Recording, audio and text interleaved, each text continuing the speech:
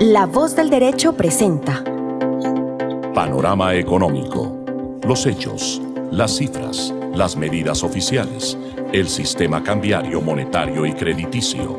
Dirige y conduce Luis Alberto Ávila.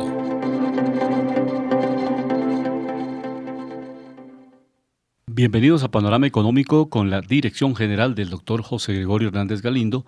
Hoy estaremos acompañándoles Jimena Charri desde Los Ángeles, California, Alejandro Velandia, Luis Alberto Ávila, en el control máster del ingeniero sonido Luis Daza.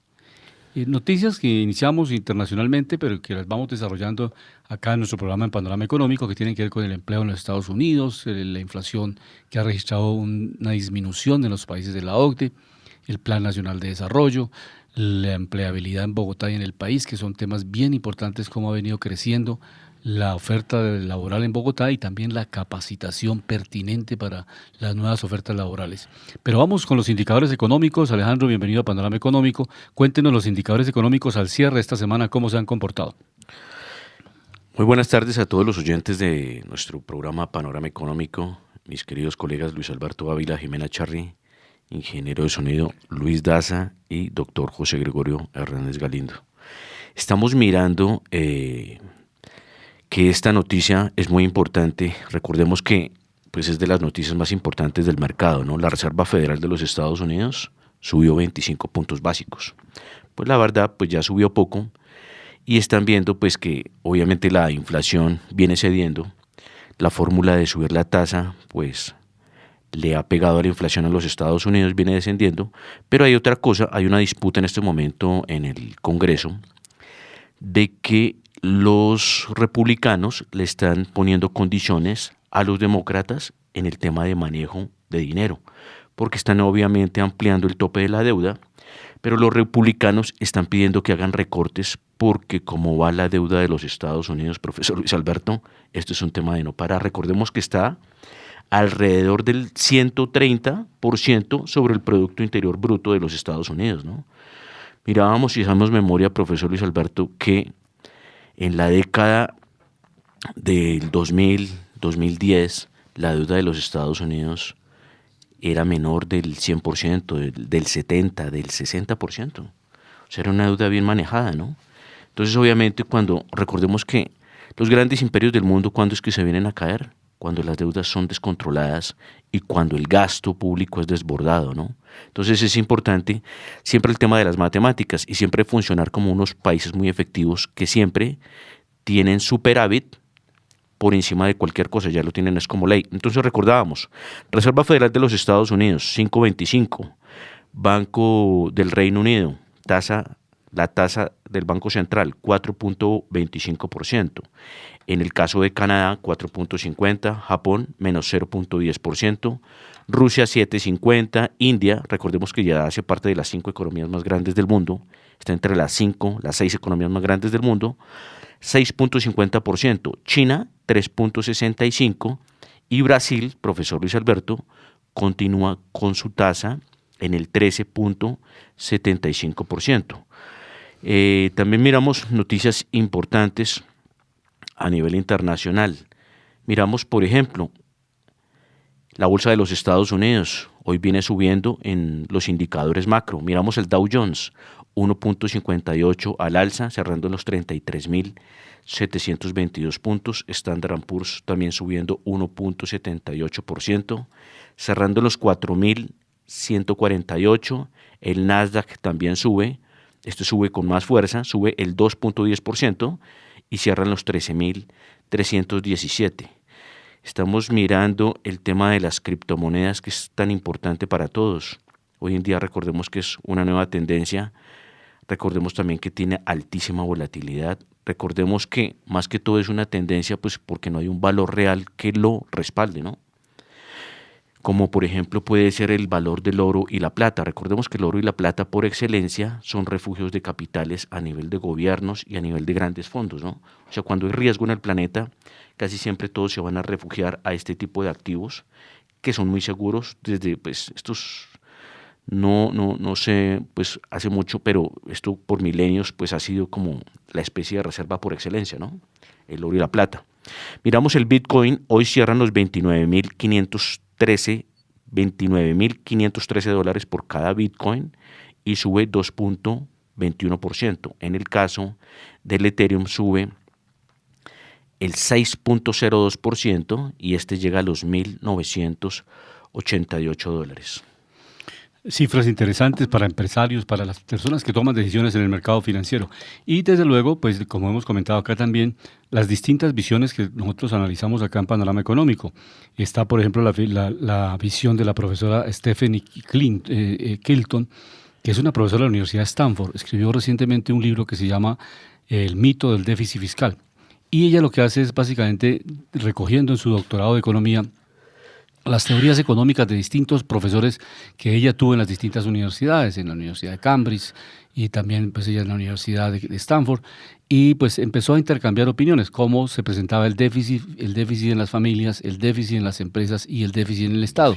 Ella dice que evidentemente el déficit en las familias pues es crónico y no se puede que las familias gasten más de lo que tienen, porque las familias necesariamente tendrían que ir a un endeudamiento muy costoso o en algunos casos dependiendo de las condiciones macroeconómicas. Profesor El Luis, déficit de las empresas, vamos terminando expliquémosles qué es déficit para que los gastos mayores que los ingresos. Eso. Entonces, en esa constante que los gastos mayores que los ingresos, tanto en las empresas como en las familias, ella plantea que evidentemente el Estado, y por eso es que se explica que Estados Unidos tiene un déficit, ella dice que sí es posible el déficit fiscal, que es necesario para la reactivación de las economías y que la nueva teoría monetaria mundial tiene que romper la ortodoxia de que no solamente o no siempre cuando hay déficit fiscal las economías están reventadas, que por el contrario, cuando una economía está anémica, se puede inyectar recursos, que lo ha hecho Estados Unidos, y la prueba está que aquí la regla fiscal dice que el déficit fiscal no puede estar por encima del 3 o 4%, y Estados Unidos está por encima del 120%. Entonces, esa norma, ya, sí. Sí,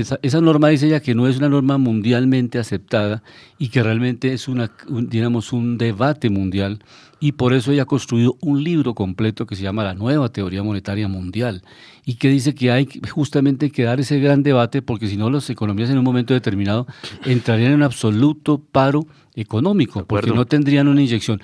Que lo que ella sí propone es que esos recursos no se inyecten al sistema financiero para procesos especulativos, sino que vayan directamente al sector productivo para reactivación de empresas, incremento de la producción agrícola, mejoramiento de la infraestructura. Esos elementos son fundamentales para que las economías virtuosamente se reactiven y se pongan en marcha, y desde luego el sistema financiero recoge ese mayor crecimiento económico, porque el sistema financiero es el reflejo de una economía fuerte. Si no hay producción agrícola, industrial o agroindustrial o en los distintos sectores, pues el sector financiero también va a ser muy pequeño, muy endémico. Entonces ella dice que es el sector productivo, y ahí se enlaza con lo que la profesora Mazzucato plantea como el ecosistema y el valor de las cosas. O sea, que en la medida en que la población no produce bienes y servicios, pues es una población que se está empobreciendo. Sí, entonces, que la estrategia fundamental es orientar esos recursos a incremento de la producción. Y si se incrementa la producción, no hay riesgos de inflación, porque hay más oferta de productos, de bienes y servicios, agrícolas o industriales, y eso no permite que suban los precios. Entonces, es una sustentación muy interesante que hace la profesora en esta Universidad de Stanford, y pues obviamente ha participado en muchos eventos y muchos foros académicos. Hay algo muy importante, y me parece que esa parte que el profesor Luis Alberto está citando es positiva y es muy buena, porque obviamente cuando hay una oferta muy buena en el mercado en volumen, diversificada, y de productos terminados, economía de servicios, obviamente entre más productos estén en el mercado, pues obviamente los precios tienden a bajar, que es el tema de oferta y demanda. Eso es algo productivo. Pero profesor Luis Alberto, hay que también enseñar, porque es que eso se puede replicar al sector público, eso sí está mal. Que las cuentas tienen que cuadrar, profesor Luis Alberto. O sea, ¿cómo funciona una empresa, sea pública, privada? Mire que hay estados muy eficientes, profesor Luis Alberto, que siempre viven en superávit. Expliquémosle a los oyentes qué es superávit. Superávit es cuando los ingresos superan a los egresos. Por ejemplo, en el tema de balanza comercial. Alemania exporta más de lo que importa. Y como claro que en este momento pues viene teniendo problemas, pero la generalidad es esa. Como Alemania produce más de lo que importa, obviamente tiene un margen de superávit positivo. Eso se va a la cuenta corriente, balanza comercial, gasto del Estado. Claro que Alemania como que se va a descarrilar porque es que adicional a lo que el problema económico que le está pasando por el tema de la energía de Rusia, Los precios de la energía. por otro lado, sí, eso le quita competitividad porque tiene valores más altos para las empresas, para las industrias y bueno, costos generalizados por la energía, que ampliaron el gasto militar, profesor Luis Alberto, creo que 100.000 millones de dólares adicionales. Entonces, obviamente, eso incrementa un gasto, y recordamos una cosa, ¿por qué los imperios han roto? Si uno mira la historia, por mal manejo de la economía, por gastos desbordados. Pero hay una cosa interesante, profesor Luis Alberto, hablando de datos internacionales. Mire que la tasa, vuelvo a lo recuerdo, la tasa en el Banco Central de Brasil está en el 13.75. Y si miramos, la inflación de Brasil ha bajado al 4.65%. Y ellos la llegaron a tener al 12%. Pero aquí en Colombia no ha funcionado. Sube la inflación. Y la inflación ha bajado muy poquito. De acuerdo, pero ¿sabe por qué es, profesor Luis Alberto? Si uno se pone a hacer la triangulación en la medición, es porque han sido tímidos en subirle, por un lado. Y por otro lado, el tema del nerviosismo en la especulación de mercado con el gobierno Petro ha disparado mucho el margen de riesgo. Obviamente, más adelante en Panorama Nacional analizaremos un activo que nos demuestra esto. Sí, en la OCDE, como comentábamos al inicio del programa, pues se ha venido disminuyendo la inflación. Interesante los datos porque realmente 34 países de los 38 han registrado pues una inflación que baja del 8,8% al 7,7%. Ya es un indicador interesante porque empieza a ceder este fenómeno global. O sea, esta disparada del precio del petróleo, la guerra de Ucrania y de Rusia, todo ese el desabastecimiento de la pandemia, de materias primas, pues naturalmente rompió el esquema mundial del comercio normal, o sea, y de productos de bienes y servicios terminados, ¿no? No estamos en condiciones normales. Esas es realmente las razones de fondo por las cuales el mundo en general caímos en una inflación que no estaba prevista y ningún gobierno pudo pues, programarla, analizarla con tiempo, prevenirla, sino que una guerra es justamente eso, inicia en un momento indeterminado.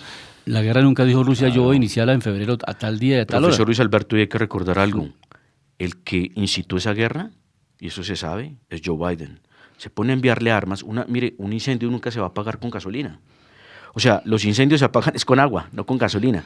Entonces, cogiendo Ucrania, ¿sí?, como fuente de las armamentísticas más importantes del mundo, como Lockheed Martin, como Boeing, que Boeing fabrica armas también. Recordemos que pues, gran parte de los negocios de Boeing es aviación civil, pero también, por ejemplo, está Lockheed Martin, está Raytheon también, y otras empresas de Europa. Entonces, felices vendiendo, porque eso son volúmenes grandes, profesor Luis Alberto, venda y venda armas y suministros, entonces es una cosa de nunca acabar.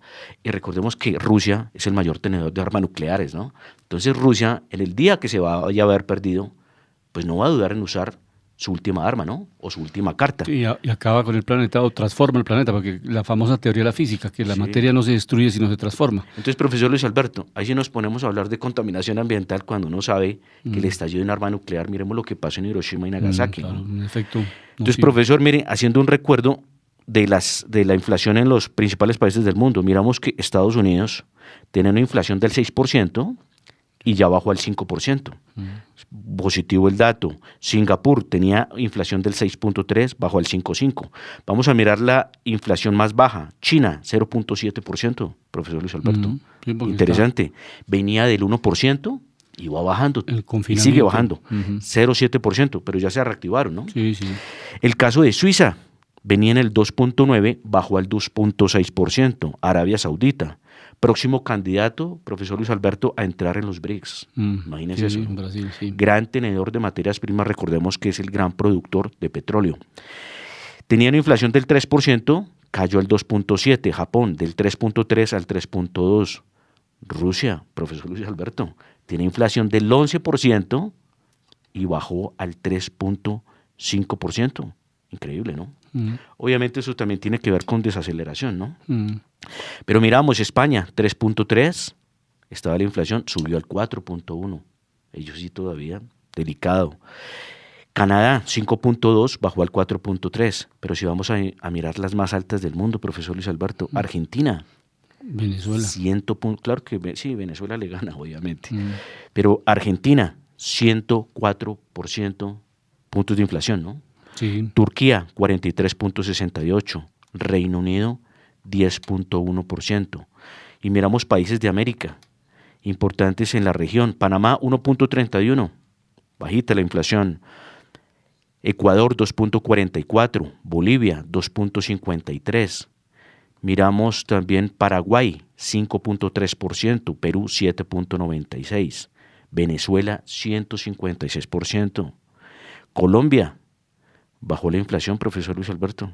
Sí. Bajó la inflación. 7,2. Hay algo interesante que vamos a tocar en Nacional sobre el tema de la inflación. 12.82% bajó. Estaba en el 13.34%. Uh-huh. Es interesante, estos datos son referentes porque es positivo que vayamos logrando contener, eso controlar, es ordenar la economía, ¿no? Eso ordena todos los indicadores y eso permite a las empresas hacer cálculos, proyecciones de presupuesto, porque es imposible, por ejemplo, cuando en Europa inclusive tenían deflación, eso también afectaba a las empresas porque cada mes bajaba el costo de los productos y los presupuestos de las empresas tenían que proyectarse a la baja y naturalmente eso también afecta la rentabilidad de las empresas. De un lado a otro, ni el extremo de alza acelerada, incremento acelerado de precios, ni la otra parte de la moneda que es la deflación, que es la caída sostenida también de los precios. Esa etapa la vivió la Unión Europea antes de la invasión de Rusia a Ucrania.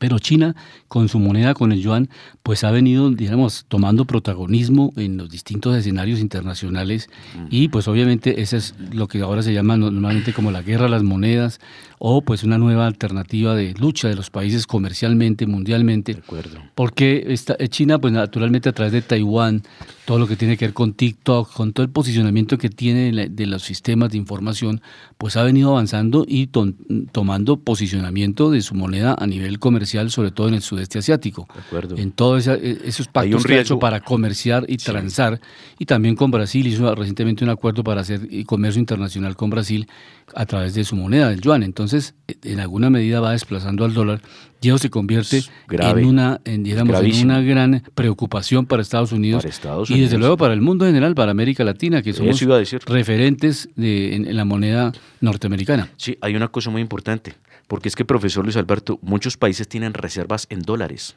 ¿sí? Entonces imagínese donde el dólar se empieza a degradar mucho, pues obviamente la pérdida de capitales a nivel global va a ser fuerte. Y presidente Lula le está metiendo una fuerza en el BRICS y le está diciendo a Xi Jinping, que es el presidente de China, por favor empecemos a negociar en yuanes o en el real brasilero. Entonces, ¿qué es lo que pasa? Como empiezan a solicitar menos la moneda dólar, ¿qué es lo que tendría a pasar?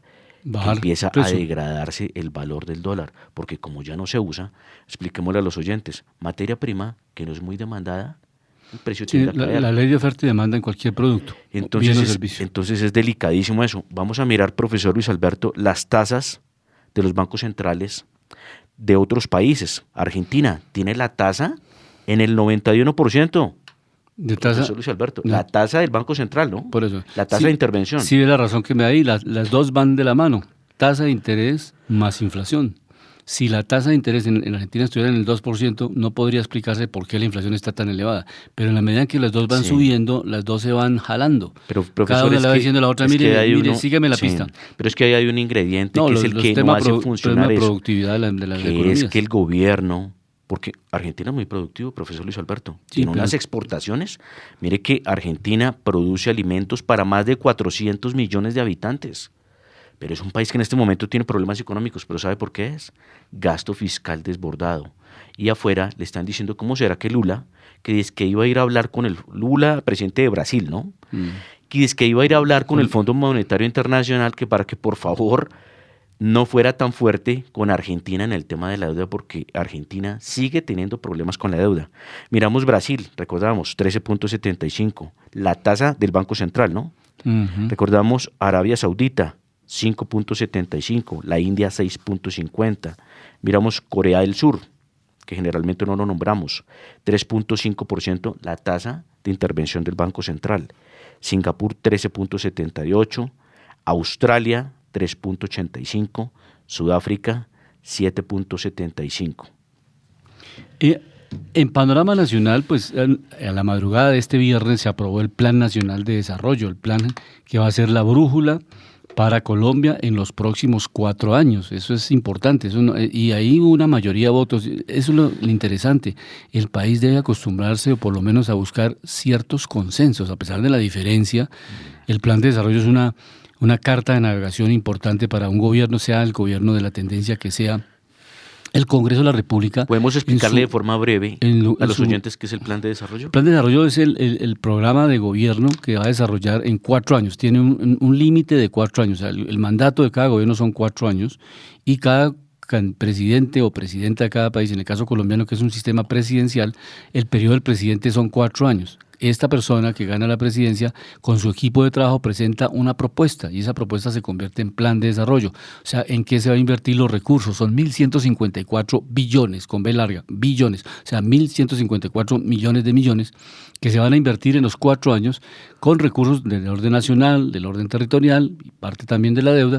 Perdón, ¿podemos repetir la cifra? 1.154 billones. 1.154 billones de pesos. Recordemos que el presupuesto nacional del gobierno está en los 400 billones. 414 billones, ¿no? Sí, exacto. Entonces, ese es los recursos para los 4 años. Y básicamente hay unos artículos importantes que quedaron. Lo que queda ahí, vamos a referirlos porque me parece bien interesantes. El artículo 351 del Plan de Desarrollo, que permite a las ADRES, o sea, las ADRES son las administradoras de los recursos de la salud, el giro directo a las IPS, que son las realmente operadoras, las que prestan el servicio de salud. Recordemos que las EPS son intermediarias financieras, eso la gente tiene que tenerlo claro. Las EPS son intermediarias financieras y las IPS son las que realmente prestan el servicio. O sea, son las clínicas. Un IPS son las clínicas donde ustedes va a la cita médica o a su cirugía. O los centros de salud. O los centros de salud. En cambio, las EPS son las intermediarias que hacen pues, la articulación básicamente de todo el sistema de regulación y de estructuración de los riesgos que se pueden presentar en el sistema de salud. Y el artículo 232 dice que se promoverá una política básicamente comercial de aranceles inteligentes. Esto es estratégico para el comercio internacional.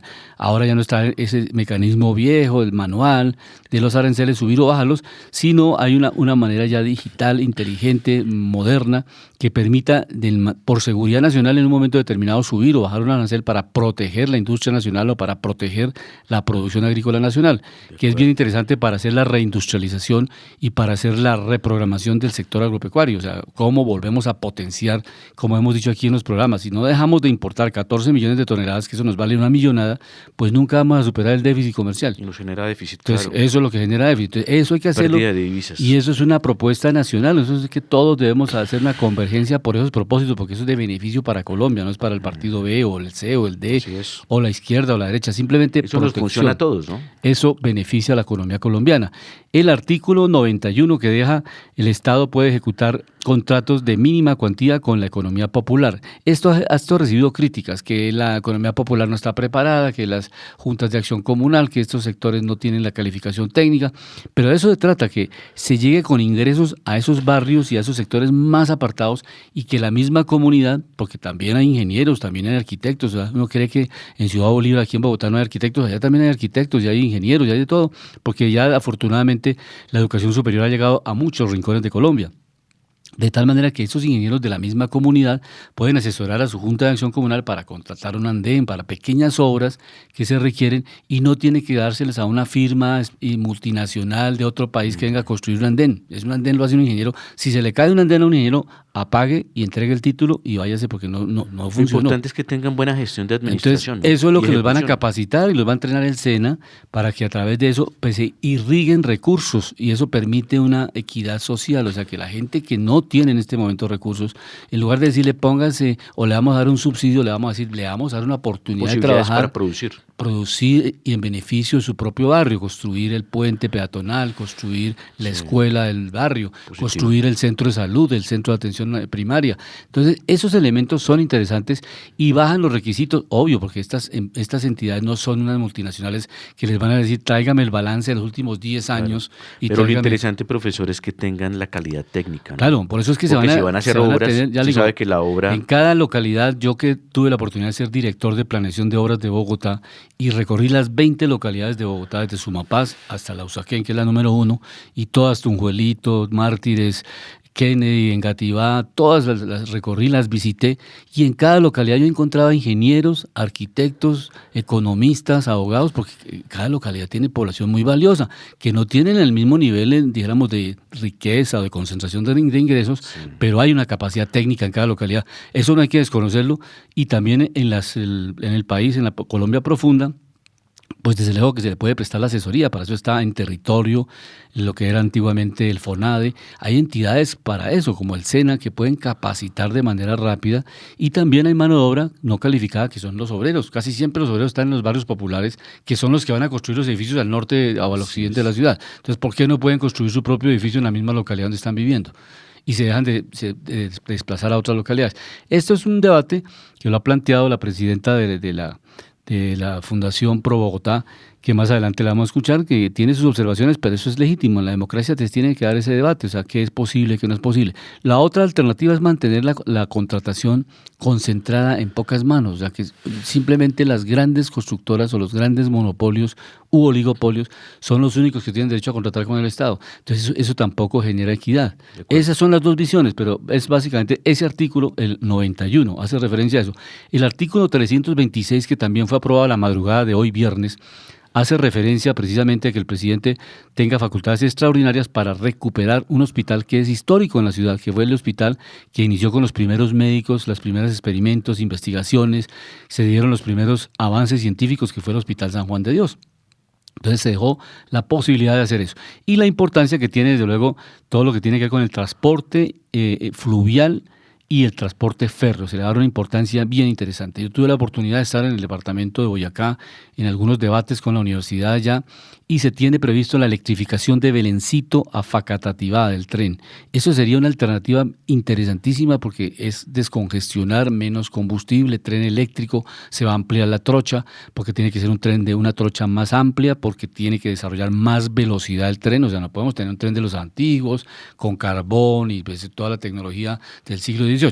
La idea es un tren eléctrico que le permita conectar desde Belencito hasta Facatativá. Ese es un proyecto regional, para decir un ejemplo. Entonces se le va a dar esa prioridad porque van a dejar recursos en el plan de desarrollo para esos proyectos. Y otro que tiene que ver con el sistema general de transferencias, que es básicamente la unificación, o sea, no tener subsidios dispersos, sino hacer un sistema único nacional de transferencias que permita manejar eficientemente el gasto público. Eso también es interesante porque es modernizar cómo se va a manejar el gasto en lo que se refiere a los subsidios. Eso es importante, generar precisamente unas buenas políticas para cuidar los dineros públicos, ¿no? Que es importante. Miramos, profesor Luis Alberto, hoy en Pero día escuchemos una noticia, perdón, con esto dale con la noticia y escuchamos el plan de desarrollo a la presidenta de la Fundación Pro Bogotá.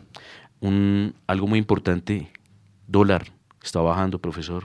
Sí, 4.500. Qué buena noticia porque la verdad eso genera más pánico y nerviosismo. 4.500, ¿cuántos registrados? La verdad ese dólar se ha movido mucho al vaivén del nerviosismo político, ¿no? Perdón, la 4.500 para hoy está. 4.528 cierra hoy y cae en el mercado menos el 1.75%. Recordemos que el valor, nosotros llegamos a tocar hace unos días los 4.400 pesos el mes pasado, ¿sí? Sí. Vamos a tocar los 4.400 pesos. Recordemos que tuvo una subida también muy fuerte por el pánico en el tema del cambio de gobierno del ministro de Hacienda y obviamente llegó a subir por encima otra vez de los 4.700. Recordemos que en este momento está en los 4.528. Y vamos a escuchar a la presidenta de la Fundación Bogotá con las observaciones que ella hace al plan de desarrollo, que es interesante. O sea, es una fundación muy seria, hace estudios técnicos valiosos, representa al Grupo Bolívar. Esta Fundación Pro Bogotá la patrocina el Grupo Bolívar en Bogotá, en la ciudad, para hacer trabajos de investigación interesantes. Escuchemos a la presidenta de la Fundación Pro Bogotá. Está asociada a una agenda social y por supuesto que Colombia en una coyuntura como la que tenemos necesita volcar y tener una capacidad ejecutiva de que sus programas y políticas públicas logren resolver problemas de inequidad, sobre todo de aquellas regiones del país que presentan unos índices de pobreza mucho más altos. Eso no quiere decir que dejemos de lado las inversiones y el desarrollo de los grandes proyectos de infraestructura. Y efectivamente pareciera que dejó de lado esta mirada de la gran apuesta por las obras de infraestructura en Colombia, esa conectividad que todavía nos hace falta para conectar mercados, puertos y aeropuertos donde está la producción agropecuaria, cómo la sacamos a los mercados más grandes del país y cómo inclusive con vocación de internacionalización logramos desarrollar. Eso se echa en falta en el programa del Plan Nacional de Desarrollo. Y hay un foco muy grande por la mirada de las pequeñas obras de infraestructura y en particular en materia de infraestructura hacemos un llamado de atención a las reglas que incorpora de reforma a la Ley 80, en particular a ese mecanismo de contratación directa. Entonces, el artículo 91 de la propuesta de plan de desarrollo del texto aprobado en Senado crea las asociaciones público-populares como una modalidad nueva de organización con la cual el Estado podrá tener contratación directa. Y una contratación directa que deja de lado los criterios técnicos, expresamente dice a estas organizaciones no se les exigirá registro único de proponentes, y para quienes nos ven el registro único de proponentes es una manera de acreditar de forma objetiva la idoneidad técnica para desarrollar la actividad económica. El registro de proponentes lo que exige es que se demuestre la experiencia, se demuestre cuál es la capacidad financiera, la capacidad técnica y la capacidad organizacional de quien trabaja con el Estado. Y entonces aquí la discusión es, uno, que va a poder contratarse de manera directa, dos, que no se va a contratar con una mirada de selección objetiva, y tres, que no necesariamente está acreditado que quien sea contratado tenga la capacidad para ejecutar. Y quienes están a favor de esa medida nos dicen, pero no se preocupen que no es mucha plata, al fin y al cabo es solo lo de mínima cuantía. Y nos dimos a la tarea de revisar cuál era la mínima cuantía en el año 2022 en Colombia y ascendió a 1.3 billones de pesos. Entonces realmente son unos recursos cuantiosos y muy importantes en el país. Sobre este tema. Estas son las declaraciones de María Carolina Castillo, presidenta de la Fundación Pro Bogotá, con su análisis del plan de desarrollo. Como les comentábamos hace unos minutos, de eso se trata la democracia. En el Congreso de la República se hicieron todos los debates en las comisiones terceras, las comisiones económicas, después pasó a la plenaria del Senado, de la Cámara, y finalmente la conciliación. Hay artículos que están en conciliación porque hay diferencias entre la Cámara y el Senado, entonces eso es lo que se llama conciliar, o sea, buscar un acuerdo que permita ese puente y ese artículo que es redactado de acuerdo al interés de Cámara y Senado y se logre ese consenso, básicamente. Y repito, la idea es esa, cómo los recursos pueden llegar a las poblaciones más. Yo tuve inclusive una experiencia muy bonita en alguna ocasión de hacer una dirección de acción comunal. Yo fui presidente de Acción Comunal y conozco cómo funcionan las juntas de acción comunal en el país y eso es interesantísimo. A partir de eso, pavimentamos una vez una vía en una ciudad capital del país y lo hicimos, construimos un salón comunal, construimos un jardín infantil y eso lo hicimos con la comunidad, con los ingenieros del barrio, con los arquitectos del barrio. Yo como economista hacía pues una dirección lógicamente de planificación de todo el proyecto y se desarrolló eso y ahora la comunidad cuando uno llega allá hay unas placas que dicen estas obras fueron realizadas por los dirigentes comunales del barrio. Eso se ha hecho desde Carlos Lleras Restrepo, que creó las juntas de acción comunal. Eso no es nada nuevo. Lo que pasa es que hay que mejorarlo técnicamente y pues que cumplan con los requisitos, pero lo que pasa es que a una pequeña entidad... Hay que explicar, profesor Luis Alberto, que hay que hacer bien las proyecciones para que los números salgan, porque recordemos que hasta los grandes firmas y hasta los grandes arquitectos se quiebran por falta de proyectar bien el tema de números, ¿no? Sí, pero en entonces, los proyectos. En esto hay una combinación de cosas muy prácticas. Por ejemplo, el municipio daba el recebo, la gravilla, el asfalto, la comunidad colocaba la mano de obra, el ingeniero, y se hacía eso, y ahí no había colaboración. Ahí no había movimiento de plata. Lo que había era un suministro de insumos y una mano de obra calificada del barrio que le permitía hacer esa obra al barrio. Y eso bajaba costos, porque usted no tiene una firma que utiliza el capital y que obviamente cobra una intermediación y además otra firma de interventoría que cobra otras millonadas. Entonces, sí ve cómo bajan esos costos tremendamente y a esas personas no hay que exigirles que registro único proponentes, que si tiene calificación, porque eso enreda la cantidad de contratación. cosas. Sí, eso claro. la enreda. O sea, a una pequeña firma... Se vuelve muy pesado. No, a una pequeña contratación no. Obviamente que el presupuesto, como dice María Carolina, la presidenta de la Fundación Pro Bogotá, el presupuesto es grande y se nota pues, el acumulado nacional, pero es que eso va a llegar a las juntas de acción comunal de muchas regiones del país. Entonces no va a tener un problema gravísimo que se va a concentrar en un solo contrato. Son miles y miles de contratos pequeños que le permiten que llegue a muchas regiones del país, inclusión laboral, o sea que la gente está pidiendo oportunidades Positivo. de trabajo. Sí. Y si les van a dar, pues no hay que, y los grandes proyectos, las carreteras 5G, esos puentes gigantes peatonales o vehiculares, sí lo van a hacer las firmas grandes, porque en eso sí se requiere pues maquinaria y equipo de alta tecnología para hacerlo y escala de producción. Profesor Luis Alberto, algo muy importante para nosotros los colombianos en panorama nacional. Miramos hoy el crudo WTI subiendo con fuerza el 4,01%, cerrando en los $71.31. En el caso del crudo Brent, también sube con fuerza 3,79% y cierra en los $75.25. Buena noticia para Colombia porque recordemos que nuestro principal producto de exportación es el petróleo, y buena noticia para nuestra joya de la corona, pues llamada Ecopetrol, que recordemos que es la primera empresa en el país por ingresos. Recordemos también materias primas refugio. El oro hoy cae el 1,52% y cierra en los $2.024.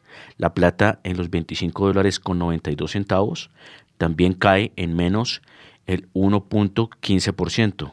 Y profesor Luis Alberto, haciendo triangulación de indicadores y de datos, estamos mirando, veníamos analizando mucho el tema de lo que hablaba. Recordemos que la joya de la corona en Colombia como empresa y como activo es Ecopetrol.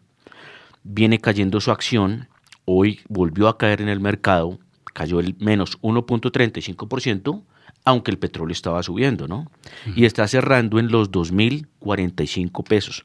Hay una cosa muy importante para explicarle a los oyentes acá, que Ecopetrol está cayendo es obviamente porque el gobierno, la hoja de ruta del gobierno para nueva exploración de petróleo y de gas lo tiene ya cancelado.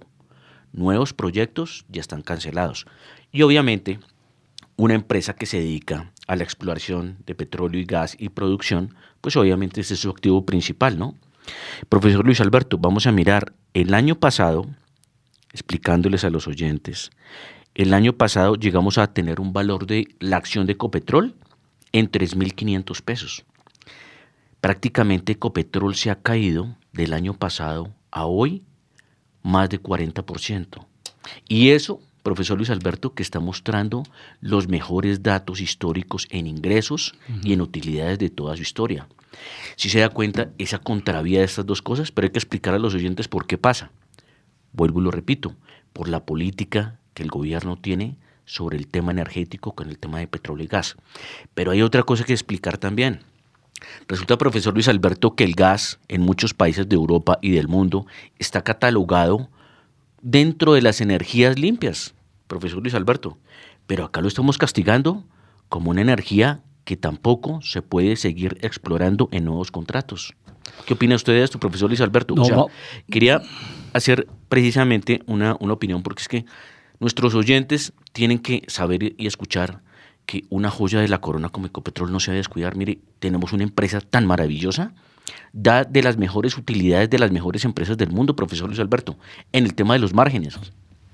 Sí, ya el nuevo ministro de Hacienda, el doctor Ricardo Bonilla, ha planteado que se van a recibir las solicitudes de exploración, que hasta el momento no han radicado muchas solicitudes, que él no las ha registrado, que va a revisarlas, a ver cuáles son las nuevas, cuáles son las que no se han podido implementar, para pues obviamente ponerlas en marcha. Él lo explicó en la primera entrevista que le entregó a los medios de comunicación, que él iba a estar al tanto de eso porque realmente no ha habido nuevas solicitudes de grandes, dijéramos, sitios donde se va a hacer exploración, claro, donde realmente hay un potencial. Pero obviamente no hay solicitudes por dos cosas, profesor Luis Alberto. En la reforma tributaria, de los castigados, las empresas petroleras les subieron los impuestos, y que si el petróleo pasaba de cierto nivel, el impuesto se incrementaba.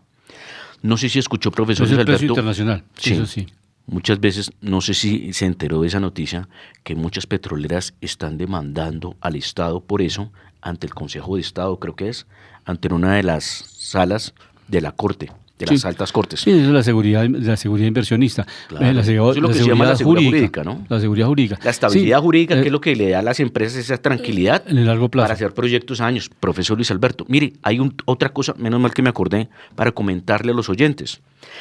Imagínense que nosotros tenemos en Texas Ecopetrol, ¿sí?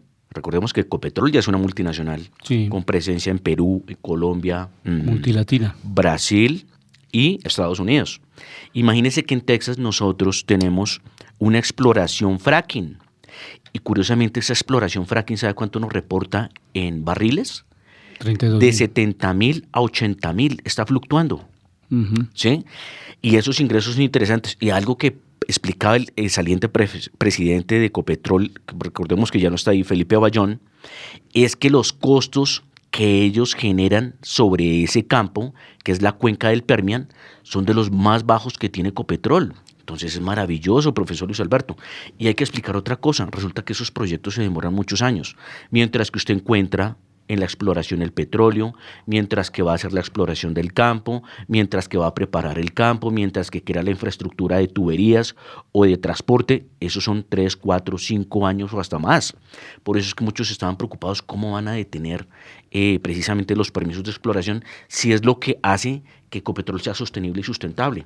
Y lo que ha hecho, profesor Luis Alberto, que Colombia sea autosostenible energéticamente. Sí, pero en esa paradoja que tenemos también de todo el territorio nacional, la única región de Colombia que no produce petróleo es Bogotá, Cundinamarca.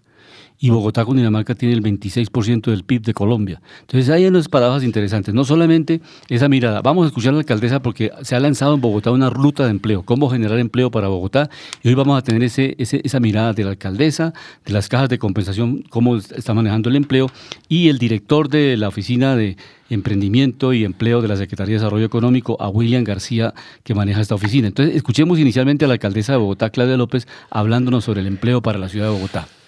Bogotá tiene la mayor tasa de ocupación y la menor tasa de informalidad, porque de eso se trata, de crear más empleo digno y decente, no empleo precario. Cuando tenemos la mayor ocupación del país y la menor tasa de informalidad junto con Manizales, quiere decir que el empleo que estamos creando es empleo digno, es empleo con seguridad social, es empleo con salario mínimo, es empleo con oportunidades de crecimiento, no es un empleo precario. Y eso nos hace muy felices de la recuperación que hemos podido hacer. Ahora, todavía tenemos un potencial enorme, porque no todos los sectores, y aquí hay en parte un impacto de la pandemia, hay en parte un impacto de recomposición de cómo se trabaja en los diferentes sectores. Todavía los sectores que están en verde, en esta gráfica, están por encima del potencial en el que estaban en el 2019. O sea, están a taco, por encima, pero bien por encima, más allá del 100%. Y los que están en rojo todavía están por debajo, es decir, todavía tienen un potencial de empleabilidad grande si los apoyamos. Alojamiento, turismo, actividades artísticas. Por eso este año que lanzamos Bogotá, la capital del espectáculo, vamos a tener más de 500 conciertos, espectáculos. A esta ciudad no le cabe un concierto más, un festival más, ¿verdad? Eso es maravilla, porque eso es derrama económica. El sector artístico, creativo, cultural genera mucho empleo, sobre todo para jóvenes. Pero además es salud mental para todos. Y todavía tiene un potencial maravilloso de crecimiento. El sector de construcción, la obra pública de Bogotá, yo les ruego, excusas, yo sé que tener obra es un poquito incómodo, no es como cuando uno manda a arreglar al tiempo en su casa, el baño, la cocina y un cuarto. Hay polvo y le toca moverse y el carpintero le queda mal y a uno le toca sacar un poquito más del bolsillo para terminar la obra. Así como son las obras en nuestras casas, así son las obras en la ciudad. Nosotros estamos contratando con sus impuestos obras que se van a inaugurar en los próximos 10 años en nuestra ciudad. La primera línea del metro, la segunda línea del metro, 4 cables. Acabamos de contratar el segundo cable San Cristóbal, por ejemplo, vamos a contratar otros 3. Tenemos 1.100 obras en la ciudad. 1.100. Colegios, hospitales, manzanas del cuidado, andenes, pavimentaciones, grandes vías, pequeñas vías. Pero gracias a esas obras y gracias a los 74.000 empleos colocados en sus empresas y gracias al apoyo que le hemos dado a través de Bogotá Local en capital de trabajo y formación a las microempresas de nuestra ciudad, los impuestos que ustedes pagan han recuperado 509.000 empleos del 1.100.000 empleos que recuperamos. El resto los han puesto ustedes, sin ninguna intervención nuestra. O sea, es casi miti lo que estamos haciendo. Eso es un logro extraordinario. Y esa infraestructura, y esa educación, y ese reverdecimiento, y ese cuidado en el que está invirtiendo esta alcaldía, pues va a crecer, ¿qué? La productividad de nuestra ciudad. En 10 años, cuando Bogotá tenga 2 líneas de metro, 2 regiotrams, 5 cables, 1.000 kilómetros de ciclorrutas, mejores andenes, más 5 corredores verdes, el primero va a ser el de la séptima, el tiempo Movernos en Bogotá va a bajar de hora y media a media hora, así la vida es muy distinta. Sí, Eso son 2 horas más en la vida para estudiar, para trabajar, para descansar, para leer con los hijos, para innovar, en vez de ir en un trancón. Profesor Luis Estas Alberto. son las declaraciones de la alcaldesa de Bogotá, Claudia López, referente a la ruta de empleabilidad. O sea, hay unos elementos ahí importantes, Alejandro, que es el relacionado con la capacitación. Están ofreciendo más de 25.000 becas para los jóvenes, gratis, para que estudien en las universidades. Ya las universidades de los Andes y las universidades como la Javeriana han abierto programas cortos, tecnológicos, o sea, tecnológicos. Ya se rompió esa visión de que solamente el SENA elabora programas tecnológicos y técnicos. Entonces estas universidades se dieron cuenta que 5 años de una carrera es un tiempo muy largo. Entonces van a preparar técnicos y tecnólogos que son los que están editando el mercado, especialmente en programación, en economía digital, todo lo que tiene que ver con digitalización, para que las empresas con esa pertinencia los puedan rápidamente hacer un plan de empleo. Entonces 25.000 es un dato bien interesante, que les están dando becas y además les van a dar un auxilio semestral para manutención y para movilización del estudiante.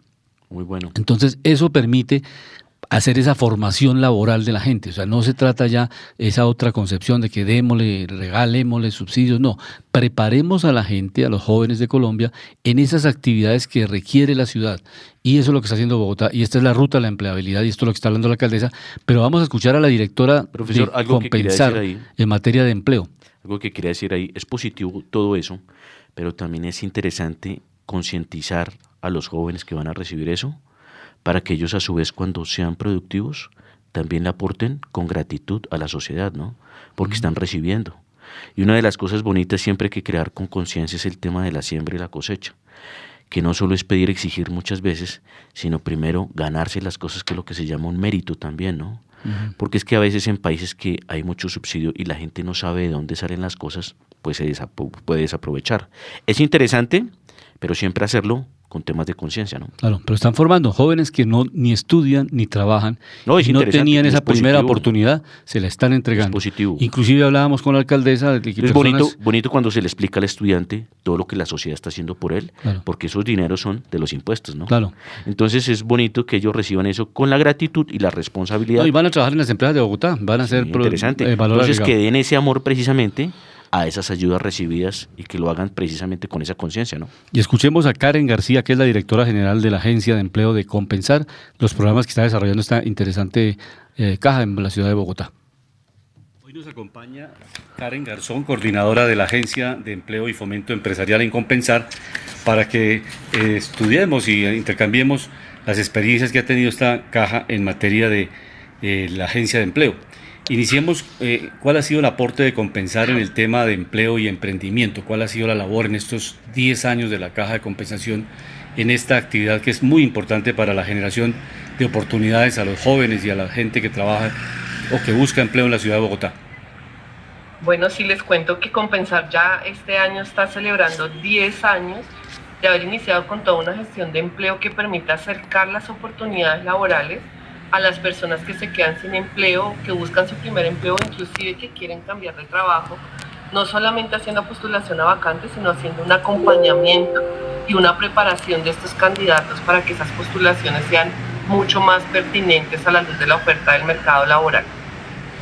Perfecto. Y en estos 10 años la Agencia de Empleo, ¿cuáles han sido los principales logros que podamos destacar acá para esta charla que vamos a desarrollar? ¿Cuáles son los principales éxitos que ha tenido esta Agencia de Empleo?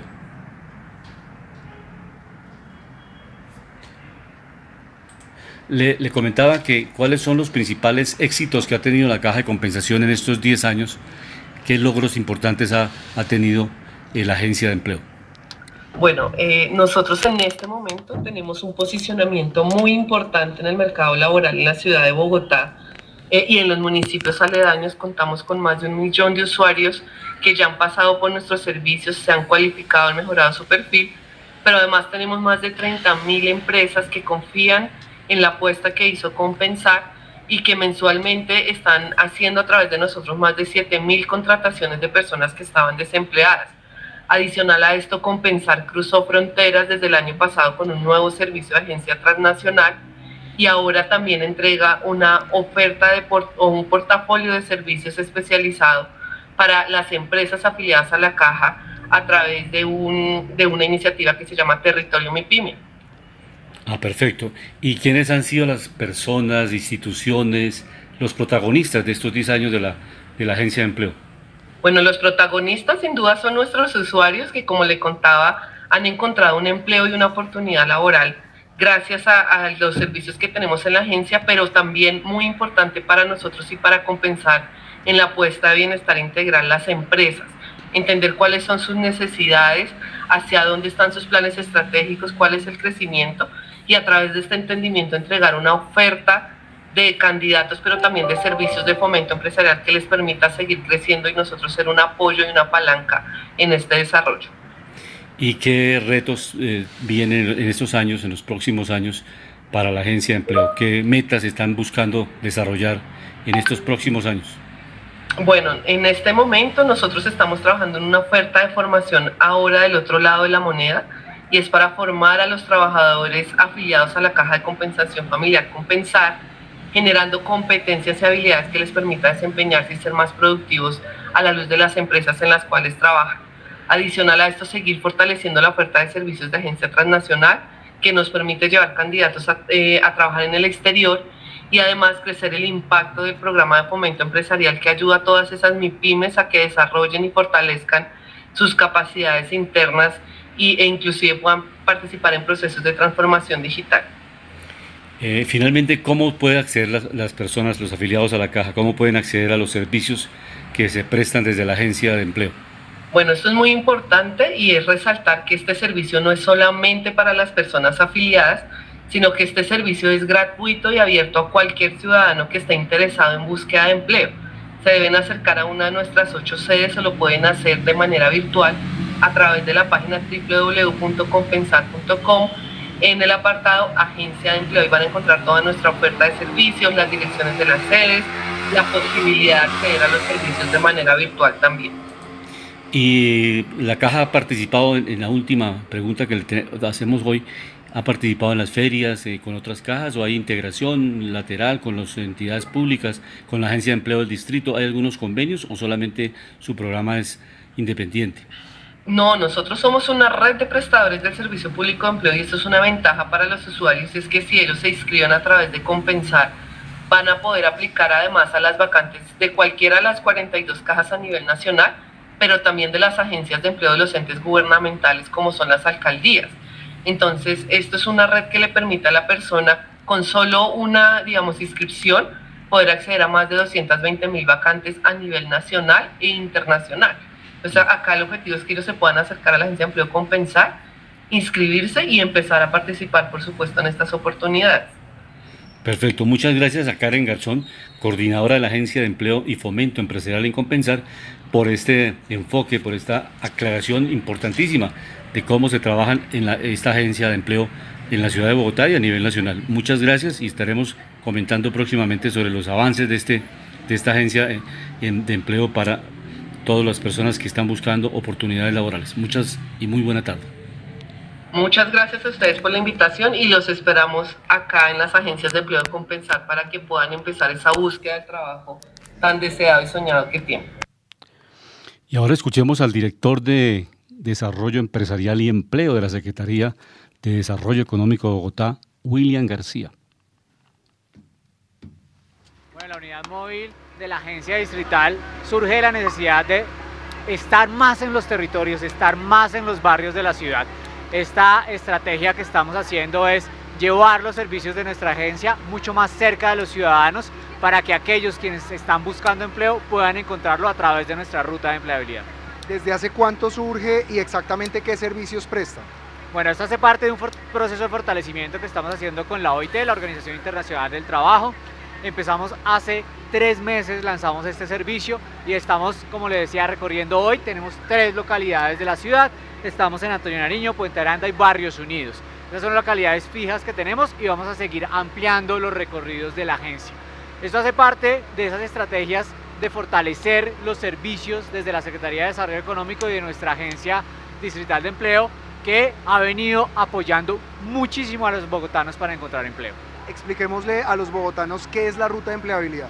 Bueno, la ruta de empleabilidad es una ruta en donde muy sencillo el proceso en realidad. Lo primero es, los registramos, luego de que los registramos empezamos un proceso de orientación, miramos su hoja de vida, les ayudamos a hacer una mejor hoja de vida, les damos recomendaciones para, si van a tener una entrevista, unos tips específicos para poder tener las entrevistas, trabajamos en temas de habilidades blandas, habilidades duras, que son necesarias para poder encontrar ese trabajo ideal por parte de las personas que hoy están buscando empleo. William, la oferta de la Secretaría de Desarrollo Económico es muy amplia, pero ¿cuáles son esos principales programas a favor del empleo y a favor de los emprendimientos? Bueno, tenemos diferentes programas. Lo primero es en empleabilidad, tenemos también una ruta de formación, lo hacemos a través de programas y oferta. Por ejemplo, un programa muy importante que tenemos en este momento y es Todos a la U con Atenea, y en este programa lo que hacemos es formar en habilidades gruesas, es decir, técnicas, pero también las blandas, y además bilingüismo en un combo que hacemos de esta formación a los bogotanos para que encuentren trabajo en cursos muy rápidos y pertinentes sobre las necesidades que hoy los empresarios están demandando.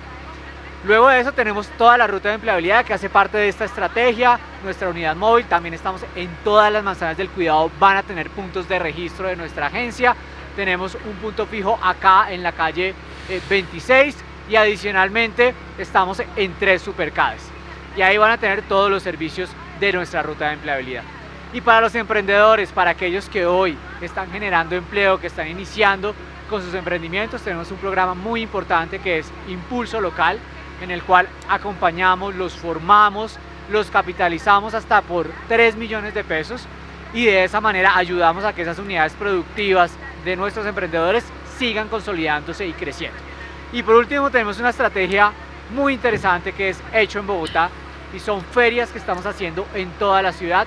Más de 2.200 emprendedores han participado en nuestros escenarios de Hecho en Bogotá y son diferentes plataformas que nos sirven para que ellos puedan conectarse con mercado, ampliar sus mercados a través de que los ciudadanos le apostemos a comprar lo local, a comprar lo hecho por nuestros productores bogotanos y bogotanas. Hay una cifra clave que es la de 74.000 nuevos empleos o colocaciones para nuevos empleos. ¿Cómo es esto?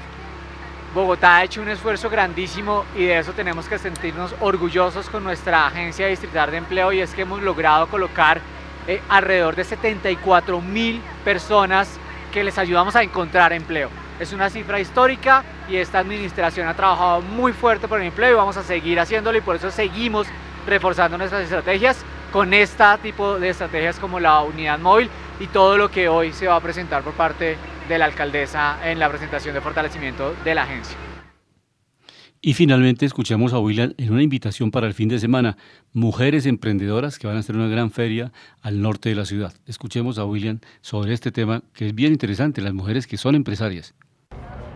Este jueves, viernes y sábado estaremos en la plazoleta de la calle 85, la plazoleta de Carulla, con una feria muy especial. Una feria de 50 mujeres emprendedoras, mujeres que crean, mujeres que inspiran.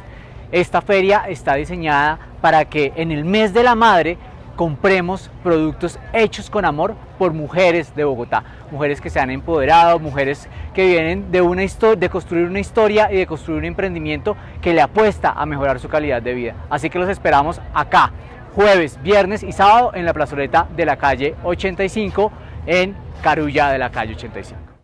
De esta manera hemos dado un perfil de cómo se genera empleo, profesor Alejandro. O sea, no solamente teoría, sino práctica. El Estado, la alcaldía, las empresas, las cajas de compensación, la Secretaría de Desarrollo Económico. O sea, eso es bien interesante. Impulso, capacitación, formación para el empleo, becas para las universidades, Atenea, que es un programa de impulso a la educación superior, pero una educación superior pertinente, rápida, eficaz, que vaya con lo que me decía William, bilingüismo, que los jóvenes aprendan rápidamente otros idiomas, el inglés inicialmente, pero pueden aprender chino, mandarín, para que empiecen a tener una visión local, o sea, desde lo local, tener una visión global, y esto le permite empleabilidad en Bogotá o en cualquier parte del mundo. De acuerdo, o sea, lo que se llama ya dentro de la globalidad que pues ya vivimos, un mundo interconectado, ¿no?, que es tan importante precisamente, pero hay algo muy importante que usted decía, la educación está cambiando. ¿Y por qué está cambiando? Ya la tratan de volver más práctica, o sea, no meterle tantas cosas a un alumno, sino ya darles como las herramientas para que precisamente se pueda defender en el mundo de los negocios, ¿no? Y hay un llamado, profesor Luis Alberto, y siempre lo voy a hacer acá, a cuidar los activos estratégicos de la nación. No podemos descuidarnos con Ecopetrol, hay que hacerle control político, hay que hacerle seguimiento. Recordábamos que los ingresos fueron 159 billones el último ejercicio, una cifra nunca antes vista en la historia de una compañía en Colombia y que la tiene Ecopetrol, y unas utilidades de 33.4 billones de pesos. Entonces el llamado es, presidente de la Junta Directiva, Saúl Catán, de Ecopetrol, presidente, que es nuevo, Ricardo Roa, que es presidente ejecutivo, por favor cuiden esta empresa.